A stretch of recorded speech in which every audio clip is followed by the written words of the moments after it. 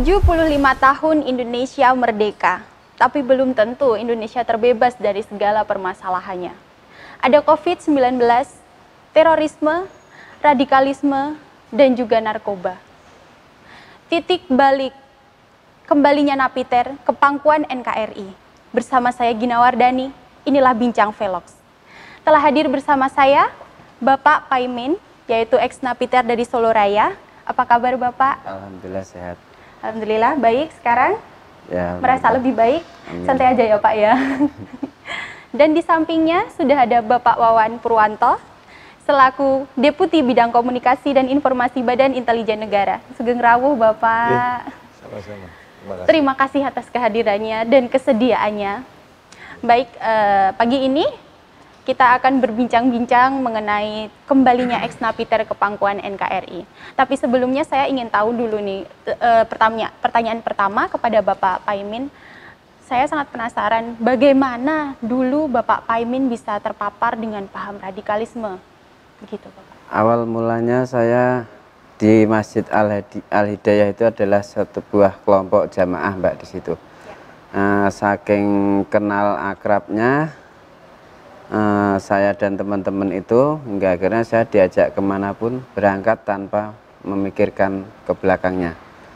Hingga akhirnya saya diajak ke Cipinang untuk membesuk mantan tahanan Napiter yang bernama Fajar Taslim. Nah, dari segitulah saya baru mulai mengenal masalah teroris atau radikalisme di situ. Berarti di situ ada yang mengajak ya Pak? Ya. Tapi pada saat itu apa yang Bapak rasakan? Ya, pertama besuk masih biasa aja, saya masih biasa aja. Sampai berapa kali besuk saya udah mulai ada kajian di situ masalah jihad. Terus berapa kali besuk lagi, disitulah kesulitan saya mengantarkan makanan atau bentuk sabun dan lain sebagainya dipersulit. Itulah saya mulai rasa dendam dan saya mulai radikal di saat di situ. Berarti ada emosional di situ kan. Baik, kepada Pak Wawan Purwanto, di sini kan berarti mereka menggunakan teknik dan psikologis juga Pak. Bagaimana menurut sudut pandang Bapak ini, fenomena yang seperti ini? Ya memang berbagai cara dimainkan ya. Pertama kan tentu pengenalan, kemudian kalau tadinya diajak untuk ketemu kan paling tidak kalau ketemu ada interaksi, ada cerita, ada ajakan. Karena ada konsepsi pertemanan dekat, akhirnya muncul trust, muncul kepercayaan, muncul simpati, muncul empati. Nah, selanjutnya diajak untuk partisipasi. Nah, kalau sudah demikian ini bisa digoreng ya di sana sini dan setelah mulai kesentuh hatinya gitu ya, lantas bisa diajak apa saja, disuruh apa saja. Karena ini kan konsepsi brainwash, jadi cuci otak. Kalau tadi terus akhirnya nganter makanan aja susah, nganter sabun atau susah melihat itu, akhirnya yang muncul apa? Kesal. Karena apa? Tadinya rasa simpati dan empati tadi tumbuh kepada teman ya Pak ya, yang di dalam sehingga akhirnya setelah ini dipersulit yang muncul tadi ya dibilang dendam tadi. Oleh karenanya kita perlu berpikir jernih, ada apa di balik ini? Mengapa seseorang sampai dijatuhi pidana? Karena ini kan sanksi yang tentu saja sanksi yang berdasarkan suatu BAP panjang, keterlibatan seseorang karena ini menyangkut nasib, apalagi menyangkut ideologi, itu berat risikonya. Kalau tidak jeli di dalam melihat, yang muncul adalah kekeliruan menghukum orang. Padahal dalam konsepsi hukum itu lebih baik melepaskan orang bersalah daripada menghukum orang yang tidak bersalah. Maka itu penuh detail.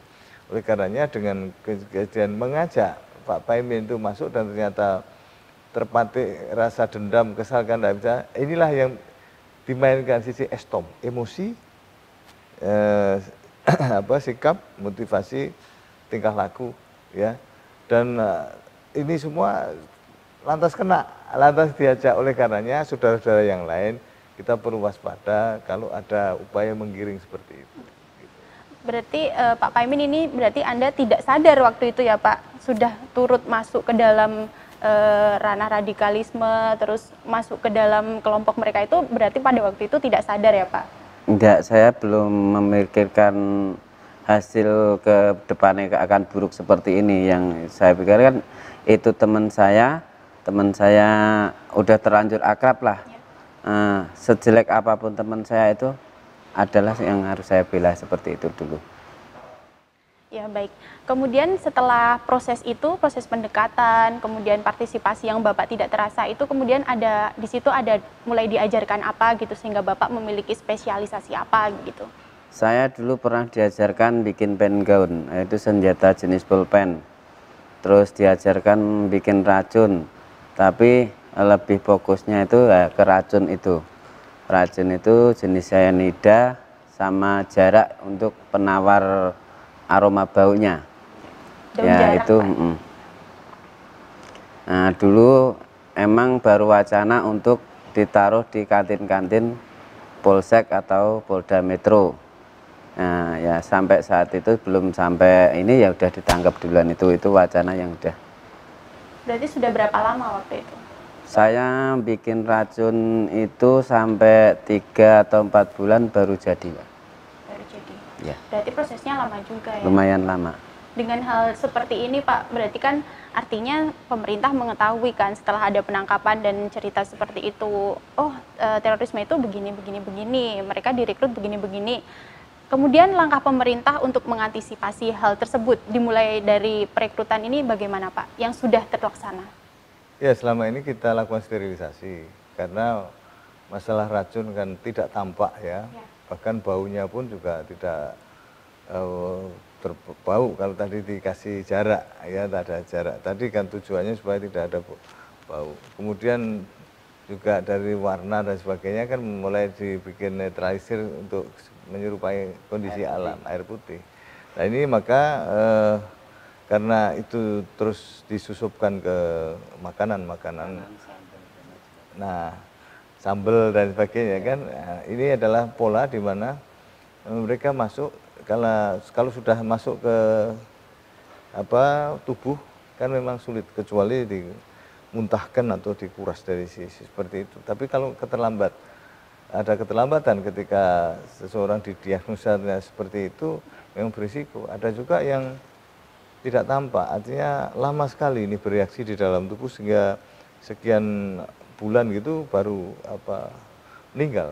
Ini yang terjadi. Dan konsepsi racun sebetulnya bukan masalah baru, termasuk juga gas, ya, menggunakan gas sarin seperti di Jepang, kemudian juga gas klorin seperti yang diupayakan di ITC Depok. Nah, itu ciri-ciri seperti itu ya, yang ini biasa dipakai ISIS untuk gas klorin.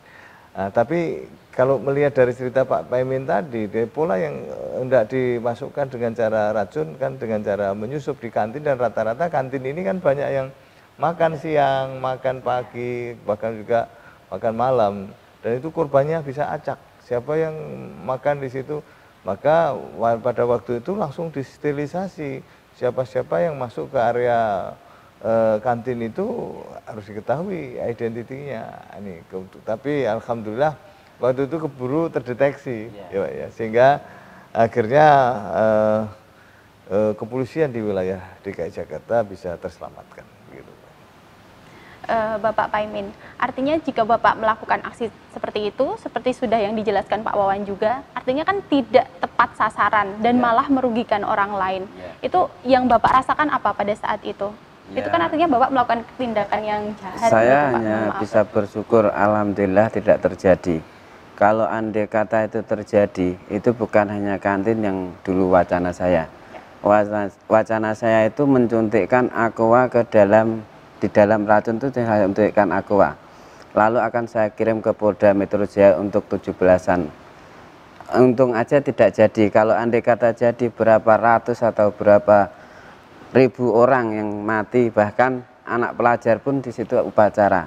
Mungkin ya itu alhamdulillah saya sampai bersyukur nggak sampai segitu, nggak sampai jadi baru wacana.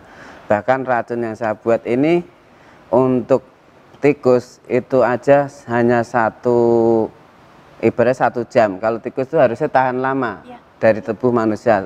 Tikus itu 1 jam nggak ada udah. Kalau apalagi manusia itu paling hitungan detik yang saya buat. Bahaya sekali berarti. Gitu. Baik, Pak Wawan, berarti artinya di sini ini kan belum terjadi yang sudah digambarkan Pak Paimin. Artinya pemerintah sangat sigap sekali dan aparat juga sangat sigap sekali menangani hal tersebut. Artinya upaya-upaya juga dilakukannya berjalan dengan efektif begitu Bapak. Untuk selanjutnya ada langkah-langkah apa lagi tidak untuk bagaimana caranya agar bisa mengurangi, meminimalisir terjadinya hal-hal yang seperti dilakukan Pak Paimin ini?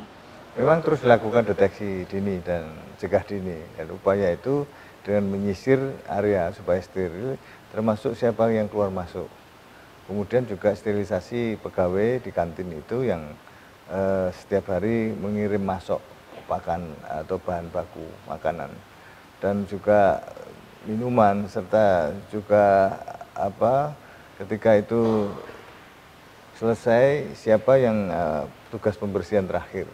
Karena pembersihan terakhir ini tentu juga bertanggung jawab terhadap kejanggalan-kejanggalan yang ada gitu ya, antisipasi itu.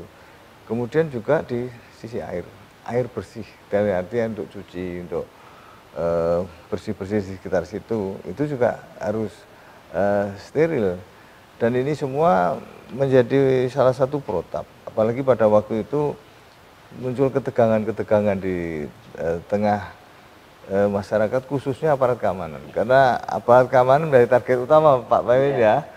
Nah itu sehingga kita pun masang alat-alat deteksi, baik itu detektor logam maupun juga kamera handheld kamera juga dipasang di mana-mana. Siapa-siapa yang mencurigakan di situ akan tampak.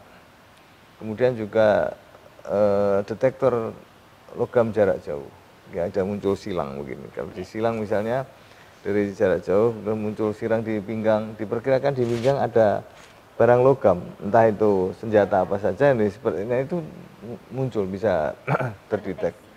Ini yang terus diupayakan, apalagi polisi kan terlalu berseragam, kecuali intelijennya.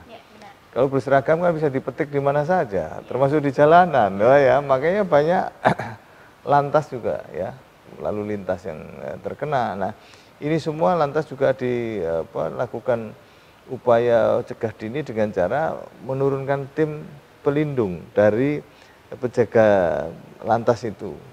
Bagaimanapun juga lalu lintas harus tetap tertib, meskipun ada ancaman, gimana terus nggak diatur lalu lintasnya, kan nggak bisa.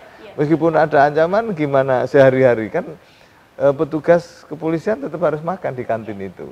Nah, salah satu upayanya ya tadi, mencoba sterilisasi menggunakan pelatihan deteksi dini, cegah dini, dan alat-alat yang dipasang termasuk handheld tersembunyi, kamera. Sampai sekarang berarti itu sudah bagus sekali ya Bapak. Untuk Bapak Paimin ini kita kembali ke topik utama, yaitu kembalinya ex Napiter ke pangkuan NKRI. Bagaimana yang dulu Bapak rasakan sehingga Bapak kembali lagi ingin, oh saya berada di jalan yang salah, saya harus seperti ini. Itu ada gejolak apa yang terjadi dalam diri Bapak? Ini dimulai dari LP saja ya? Iya. Dari LP itu saya sudah mulai mengingat keluarga saya yang mencari nafkah sendiri, anak-anak saya. Bahkan saya mengurus pembebasan bersyarat itu, ikhwan-ikhwan itu memusuhi saya, tapi tekad hati yang ada di hati kecil saya itu tetap tekad kembali ke keluarga saya. Itu aja. Gitu. Baik Bapak, seperti Bapak Paimin ini kan sudah punya niat yang baik untuk kembali lagi ke masyarakat. Itu pemerintah ada upaya nggak sih mereka kembali ke masyarakat? Oh ini di masyarakat aku tidak diterima. Itu langkah-langkah apa yang dilakukan pemerintah supaya mereka dapat membaur kembali ke masyarakat dan tidak kembali ke jalan terorisme atau radikalisme? Saya selalu sampaikan kepada Pemda juga untuk peduli. Pada waktu itu saya ceramah di Lemhanas, di mana hadir para bupati wali kota maupun juga para anggota DPRD ya, se-Indonesia itu hadir. Saya sampaikan bahwa kami nitip para ex Napiter untuk dibina, diajak bekerja di lingkungan Pemda ataupun dilibatkan dalam program-program Pemda yang bisa menghasilkan kocek sehari-hari. Nah, itu saya titipkan waktu itu. Nah, memang ada yang jalan, tapi ada juga ketika terjadi pergantian kepemimpinan ada yang terhenti, ada seperti itu. Nah, ini yang kita selalu ingatkan kembali kepada Pemda-Pemda bahwa kita nitipkan masyarakat binaan, artinya yang juga keluarga kita dan juga keluarga besar dari Pemda itu sendiri yang harus turut serta mau ada kepedulian. Dan ini saya sampaikan kalau misalnya mereka dicuekin, masyarakat juga takut, akhirnya akan kembali lagi ke teman-teman di kelompoknya. Dan justru ini kontraproduktif dari hasil yang selama ini kita lakukan pembinaan DLP. Nah itulah maka terus ada program-program binaan dan keterlibatan kementerian lembaga terkait ya, itu masif ya, ada BNPT, ada juga teman-teman dari kepolisian, dari TNI, kemudian dari Satpol PP, kemudian dari Kesbangpol maupun Kemensos yang ada dinas-dinas sosial, kemudian ada perikanan, kementerian ya, perikanan, kemudian juga tenaga kerja, semuanya ini sebenarnya sinergi tokoh agama, tokoh masyarakat, ormas OKP dengan kepedulian bersama-sama, ya kita akhirnya bisa menyatukan langkah karena memang mengatasi terorisme ini tidak bisa sendirian. Nah gitu Pak ya, kita perlu kerjasama termasuk RT RW dan lurah. Makanya kemarin ada Pak Lurah hadir di situ. Kemudian program binaan dengan melibatkan keluarga. Kan tidak semua napiter itu bisa berbisnis. Nah ini ada pendampingan, ya entah ibunya yang kemarin si Anggi itu ada ibunya, ada anak. Dengan cara begini maka dia tetap hidup. Bantuan-bantuan kalau bisa ada suatu usaha yang kontinu. Ya usaha yang menghasilkan kayak usahanya penyediaan kan juga ada hasil Pak ya. 5.800.000 kali panen itu tinggal ningkatkan. Nanti juga kita programkan untuk pembinaan dari sisi marketing gitu atau usaha-usaha samping lainnya. Ini semua harus kontinu. Nah, kebersamaan tadi dengan seluruh komponen yang ada. Untuk Bapak Paimin. Sekarang aktivitas Bapak sehari-hari yang dilakukan apa? Boleh diceritakan secara singkat, Pak? Sehari-harian saya ya pertama di keluarga ya kalau sore itu jualan kopi, Indomie. Kalau pagi atau siangnya itu ya pertama untuk melihara sapi, keduanya kembali lagi ke kelompok PLS itu melihara lele bersama teman-teman. Dan alhamdulillah awal mula saya melihara lele itu hanya ditawarin dari pihak Polri TNI, ya, ditawarkan program seperti itu. Tapi saya melihat lingkungan saya yang saat ini tidak punya lulusan seperti saya, nggak bisa kerja pabrik, akhirnya saya ajak dulu, begitu mau baru saya mulailah ditawarkan itu, tak ambil tawarannya dari pihak Polri dan TNI, akhirnya sampailah ke Undip, hingga saat ini berdiri PLS itu. Alhamdulillah dengan berdiri PLS ini saya rakyat sendiri untuk rakyat bisa menolong warga sekitar lingkungan situ. Dan tentu juga dengan dukungan dari masyarakat, dukungan dari pemerintah juga ya Pak. Ya terutama Pak dari pemerintah itu banyak sekali membantu saya sampai saat ini dari segi sapi, warung dan lain sebagainya. Pokoknya kalau untuk dihitung ya susah ngitungnya. Jadi sangat terasa ya Pak, negara alhamdulillah sangat peduli dan hadir di kehidupan Bapak. Saya. Untuk menyikapi hal seperti ini Pak Wawan, kalau BIN sendiri itu bagaimana langkah-langkahnya untuk pertama untuk terorisme dan radikalisme itu untuk pencegahan, lalu untuk seperti pembinaan ex-napiter seperti Pak Paimin ini, hal-hal apa yang nyata yang sudah dilakukan oleh BIN? Ya, BIN juga melakukan kerjasama baik di dalam maupun luar negeri ya, dengan sampai kepada lini terbawah termasuk RT RW. Jadi karena kita punya jalur ya di berbagai negara juga, karena sentralnya tidak bisa di sini saja, tapi Timur Tengah. Timur Tengah panas, gini ikut panas.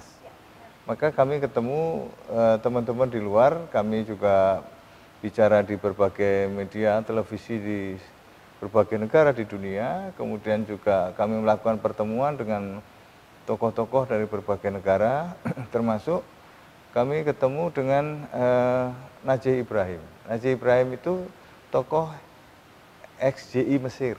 Nah, yang dulu terlibat dalam pembunuhan Anwar Sadat ya, tapi sudah kembali juga untuk menjadi mencintai negerinya gitu. Nah itu kita datangkan. Kemudian tokoh-tokoh dari Yaman, kita sejumlah profesor maupun juga para pakar kita ketemu dan datang. Kemudian juga dari Lebanon, kemudian dari Irak, dari Suriah sendiri, kemudian juga dari Sudan, dari Maroko, banyak negara Muslim. Bahkan kami juga jadi pembicara waktu ada pertemuan negara-negara Muslim sedunia. Kemudian jadi pembicara juga di pertemuan Sufi sedunia. Kemudian pertemuan perdamaian dunia yang di Korea juga itu, jadi tidak hanya negara Muslim saja, tapi juga negara-negara plural juga kita hadir. Pertemuan di Jakarta juga kami hadir untuk bagaimana sih mensiasati ini supaya Timur Tengah juga terkendali. PBB kita ajak juga karena PBB dari sentrumnya, karena masalah teroris ini menjadi extraordinary crime. Dari sanalah kita mengajak, kita kenalkan juga, kita datangkan mereka untuk melihat di lapas-lapas. Kita jalan ke lapas, seluruh lapas di Indonesia yang ada napiternya, termasuk ke Nusa Kambangan. Dari sana akhirnya kita pertemukan, dan mereka ada yang sadar, ada juga yang melawan.